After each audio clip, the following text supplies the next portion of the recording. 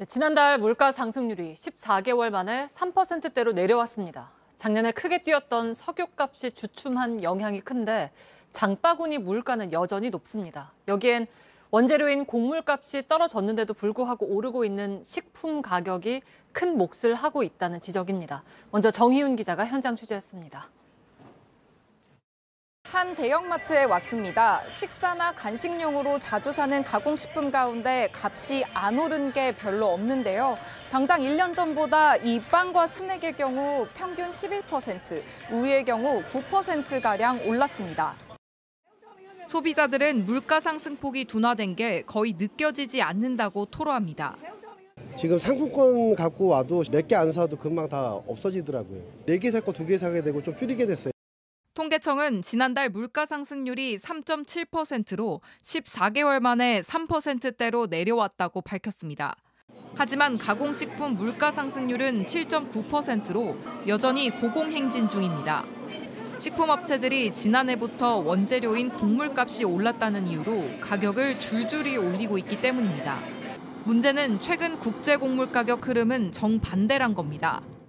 밀은 1년 전보다 40%, 옥수수와 대두 등도 20%가량씩 내렸습니다. 하지만 업체들은 원재료 값이 내려간 건 식품 가격에 반영하지 않고 있습니다. 주요 15개 식품 기업 중 11개 기업의 1분기 영업이익이 지난해보다 늘었습니다. 원재료 값이 떨어졌는데도 식품 가격이 안 떨어지는데 업체들의 담합 같은 요인은 없는지 정부의 모니터링이 필요하다는 지적입니다. JTBC 정희윤입니다. 전체 물가 가운데서도 외식비와 놀이공원 입장료 같은 나들이 물가는 훨씬 더 올랐습니다. 가정의 달을 맞아서 이어지는 연휴에 집집마다 부담이 커지는데요. 시민들은 어린이날 장난감 선물 사고 또 어버이날 밥만 사 먹어도 주머니 사정이 빠듯하다고 말합니다. 김지훈 기자가 만났습니다. 평일 오후지만 서울 동대문 완구시장엔 사람들이 북적거립니다.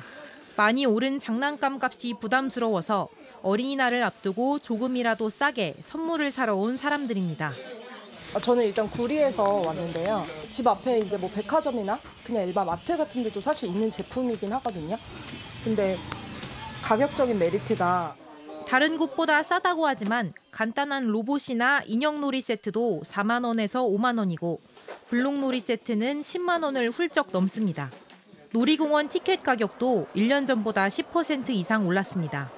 자유이용권 끊어야 되니까 그것도 만만치는 않죠. 뭐 입장권 끊고 들어가서 뭐 하나 먹여야 되고 또 오는 길에 기념품 하나 사서 가야 되고 하니까 사실 전반적으로 뭐 한번 나가면 다 돈이죠. 뭐.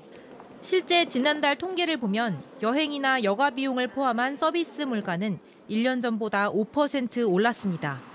20년 만에 가장 높은 상승폭입니다. 여행 수요가 이제 코로나 끝나고 좀 회복이 되고 있잖아요. 호텔 숙박료나 그리고 해외 단체 여행비 그리고 놀이시설 이용료 이런 것들이 좀 상승이 된 것 같습니다. 외식비도 7.6% 올라서 상승폭이 커졌습니다.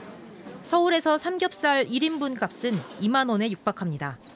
옛날에는 따로따로 이렇게 먹었거든요. 어린이날까지 애들 챙겨주고 선물 주고.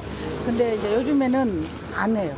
그렇게 한 번으로 줄이는 거죠. 그리고 JTBC 김지훈입니다.